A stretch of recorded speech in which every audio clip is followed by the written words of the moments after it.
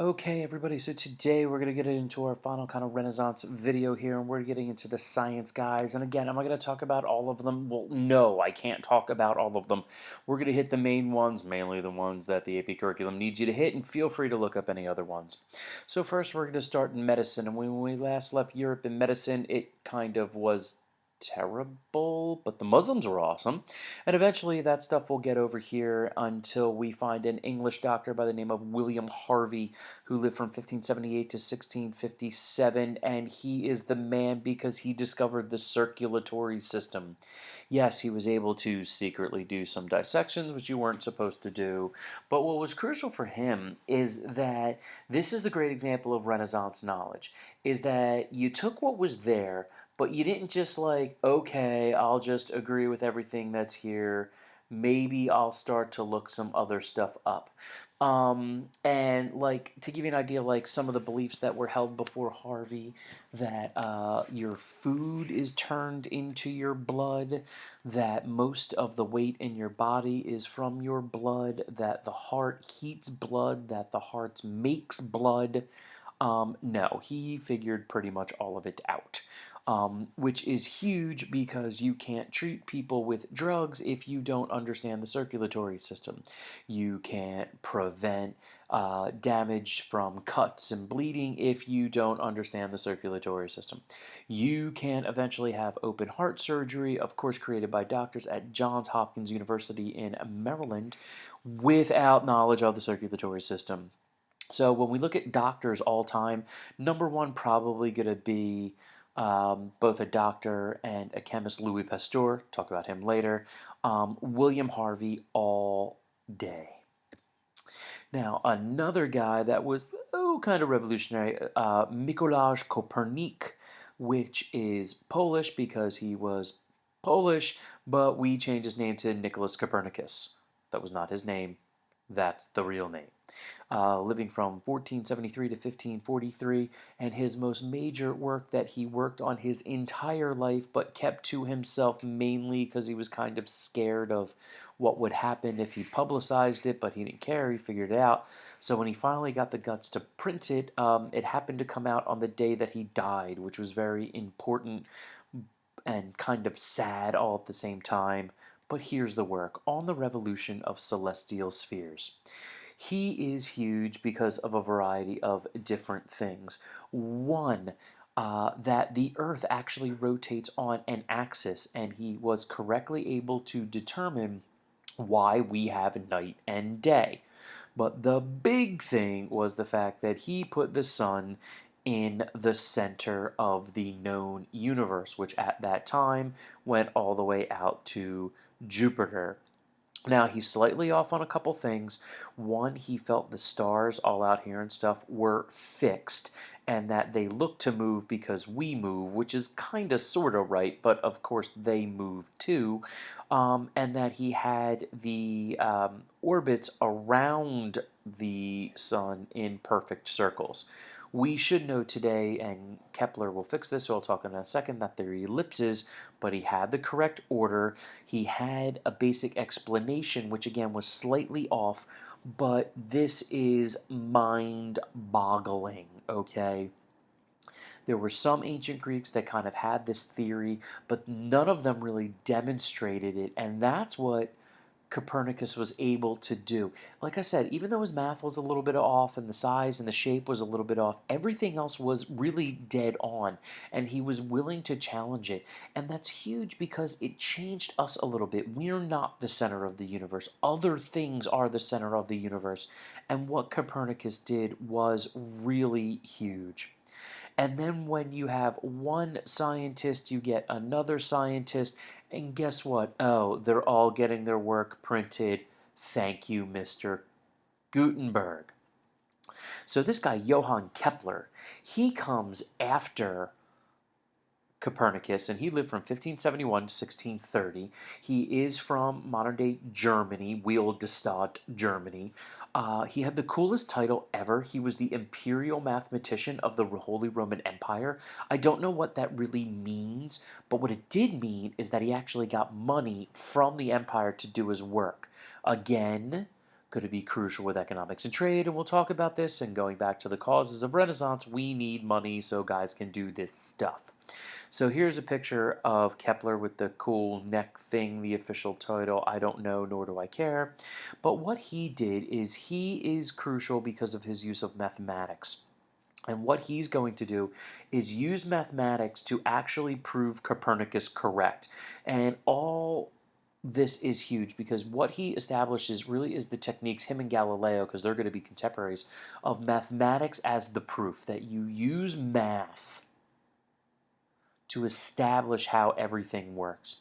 And that is just absolutely vital.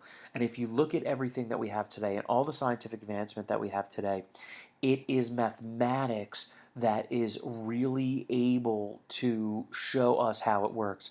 And it doesn't matter if you're in Japan or Uzbekistan or Djibouti or Bolivia or the United States of America, mathematics is the universal language.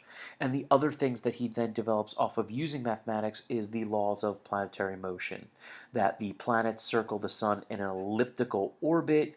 The speed of a planet is based on its proximity to the sun, and using that, he's actually able to develop the formula that can calculate their distances and their orbits and the time that it takes.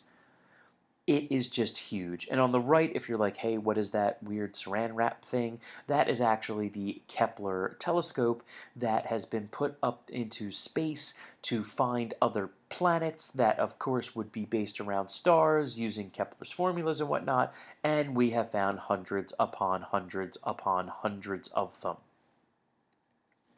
The titan, however, of the Renaissance is Galileo Galilei, who was undoubtedly the greatest scientist of this particular time period. He was an Italian. He lived from 1564 to 1642. Fun fact, his full name is Galileo di Vincenzo Buonarroti de Galilei, or we just go Galileo, because once you go by one name, you are awesome. Could be awesome good, could be awesome bad, still awesome. Awesome good, Galileo. Awesome bad, Dracula. Now, he was primarily an astronomer, and he really is also a guy that's going to embrace mathematics. His astronomy is going to be huge because he is going to build one of the world's first and best telescopes, as you see over here. The telescope was a complete game changer because the telescope makes the universe smaller and allows us to learn. As a scientist, he will discover the laws of inertia. He will discover the concept of uniform acceleration, that if you drop two objects off, no matter what they weigh, off of a, say, building at the same time, it's not the heavier one that lands first. They land at the same time unless something impacts them due to friction, inertia. And that is actually going to help Newton with gravity, but he also discovers that Venus moves in phases just like our moon, verifying the whole concept of planets moving on axis. He discovers the moons of Jupiter. He discovers sunspots. He's awesome. What he also did was start to have a little bit of an issue with the church. In 1616, as a guy who lived in Italy, he started to receive warnings from the church. Not that his work was wrong. Actually, in a lot of cases, his work was, of course, right. But the idea of trying to challenge God, which Galileo never wanted to do. And he had actually had some conversation with some early popes, and everything was okay until 1630, when you got a new pope, and the church is really in the thick of the Protestant Reformation, which we'll be getting into, and everything to them is a threat. And so they were looking to make an example, and that example was Galileo. He was worldwide famous, and they're going to put him on trial in 1632 by the Inquisition, which would, those scary guys there. Now, eventually, he is kind of found guilty, and he is forced to recant all of his theories because all of his work, of course, verified both Kepler as well as Copernicus, and then he was sentenced to house arrest. However, he lived in a villa in Italy, and it was kind of beautiful, and he could always have friends over, so it really wasn't that bad. But what that has done is often this started the whole idea of science versus religion, that you can't believe in religion and be a scientist. And a lot of people today often have lots of disagreements and will often, religious people will bash scientists and scientists will bash religious people. And it's really not how it should be.